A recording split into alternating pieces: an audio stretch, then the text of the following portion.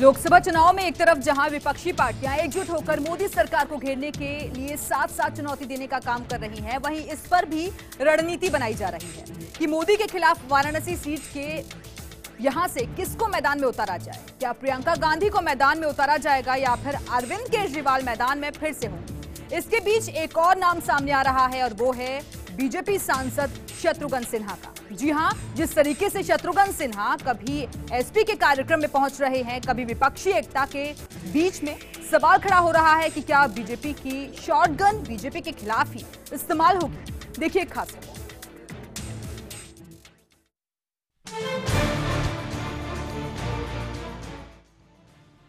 क्या शत्रुघ्न सिन्हा लोकसभा चुनाव में पीएम मोदी को वाराणसी में चुनौती देंगे? क्या लोकसभा चुनाव से पहले शत्रुघ्न सिन्हा बीजेपी छोड़ देंगे?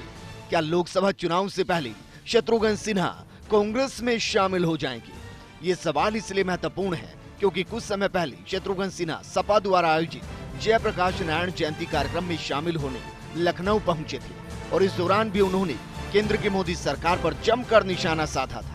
तब से ही उनके वाराणसी से चुनाव लड़ने की चर्चाएं शुरू हो गई थी। वहीं कुछ दिनों पहले पश्चिम बंगाल की मुख्यमंत्री ममता बनर्जी की तरफ से आयोजित विपक्षी दलों की सभा में भी शत्रुघ्न सिन्हा ने खुलकर पीएम मोदी पर निशाना साधा था। यही नहीं, उन्होंने विभिन्न राजनीतिक दलों के नेताओं की जमकर तारीफ भी की और इसीलिए एक बार फिर से ये सवाल खड़ा हो गया कि क्या शत्रुघ्न सिन्हा अगले लोकसभा चुनाव में बतौर संयुक्त विपक्ष उम्मीदवार पीएम मोदी को वाराणसी में चुनौती देंगे। इसके पीछे के कुछ और भी कारण सामने आ रहे हैं और वो ये है कि शत्रुघ्न सिन्हा को बीजेपी के दिग्गज नेता लाल कृष्ण आडवाणी का करीबी माना जाता है। शायद इसी कारण से वो पीएम मोदी की टीम का हिस्सा नहीं बन पाए, जबकि अटल बिहारी वाजपेयी की सरकार में शत्रुघ्न सिन्हा केंद्रीय मंत्री रहे। शत्रुघ्न सिन्हा के समर्थक इस बार भी केंद्र में उन्हें महत्वपूर्ण पद दिए जाने को लेकर आश्वस्त थे, लेकिन मोदी शाह की राजनीति अटल आडवाणी जैसी नहीं है, लिहाजा वो केंद्रीय मंत्रिमंडल में जगह नहीं बना पाए।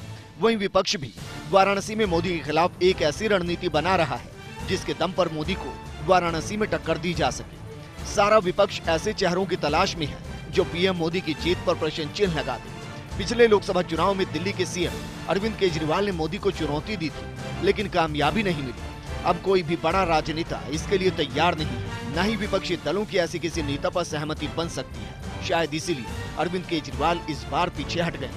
लेकिन शत्रुघ्न सिन्हा को जहां विपक्ष का अच्छा खासा समर्थन प्राप्त है, वहीं बीजेपी में भी उनके ऐसे समर्थकों की कमी नहीं जो मोदी विरोधी हैं और ऐसे मौके पर शत्रुघ्न सिन्हा का प्रत्यक्ष साथ दे सकते हैं। शायद यही वजह है कि शत्रुघ्न सिन्हा लगातार बीजेपी और प्रधानमंत्री मोदी पर हमला बोल रहे हैं और शत्रुघ्न सिन्हा इंतजार कर रहे हैं कि बीजेपी उनको पार्टी से बाहर कर दे, लेकिन बीजेपी का केंद्रीय नेतृत्व उन्हें सियासी शहीद होने का ये अवसर नहीं देना चाहता। ऐसे में देखना दिलचस्प होगा कि इस राजनीतिक रस्साकशी में कौन कामयाब होता है। Bureau report, first India news.